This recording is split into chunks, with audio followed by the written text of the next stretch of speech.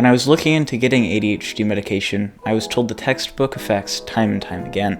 How it makes attention difficult, poor impulse control, etc. But with no reference point of not having ADHD, I didn't really understand how these affected my day-to-day life. Because, well, everyone has different experiences. In this video, I'll show how I think ADHD impacted my life as a middle school student, and what medication has done for me. Before getting medication, I hated school beyond anything else. And for good reason, I thought at the time. Back then, I didn't know school's incompatibility with ADHD was the main issue.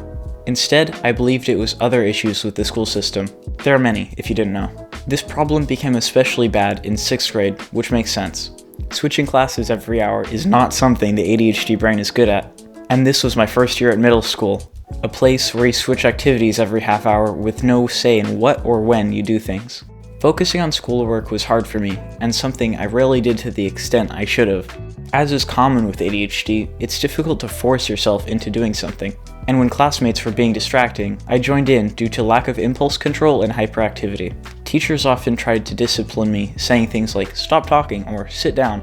And when that didn't work, teachers would bring me outside and say, "You have to find a way to keep under control in class." But of course, none of these things cure the root of the problem, ADHD. And so it continued. Self-regulation is extremely taxing for people with ADHD, so you can imagine how switching classes, subjects, teachers, and classmates every hour made school a difficult, annoying, exhausting chore.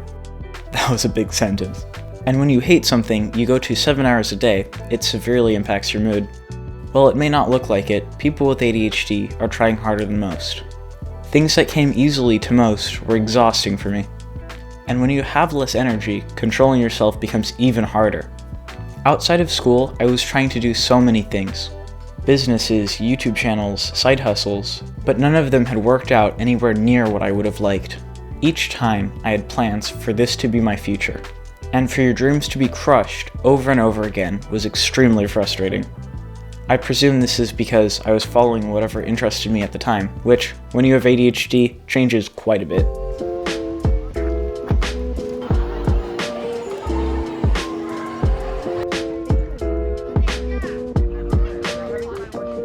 One day when watching YouTube, I stumbled across a video on ADHD and how medication could help. This prompted me to talk to my parents about getting medication, as I had already been diagnosed over COVID. A few months later, I got my medication. While I personally didn't notice an effect at first, my teachers said that I was being much more responsible in class.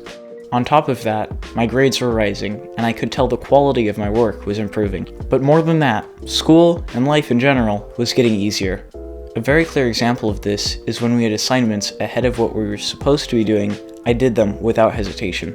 Switching classes and activities became much easier, which had an especially large impact at school.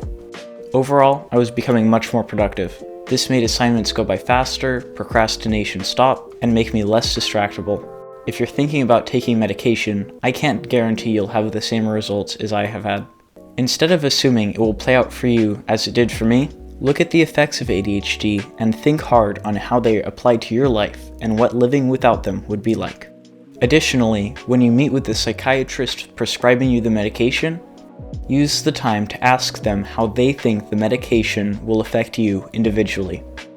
After all, that's what they're there for. If you haven't been tested for ADHD and you suspect you have it, I advise you to do that same exercise and look at how ADHD could be affecting your life. Are you disruptive in class according to the teacher? Do you have a hard time switching between activities? Ask yourself questions like these. The only way to know for sure if you have ADHD and to get medication, you need a professional diagnosis.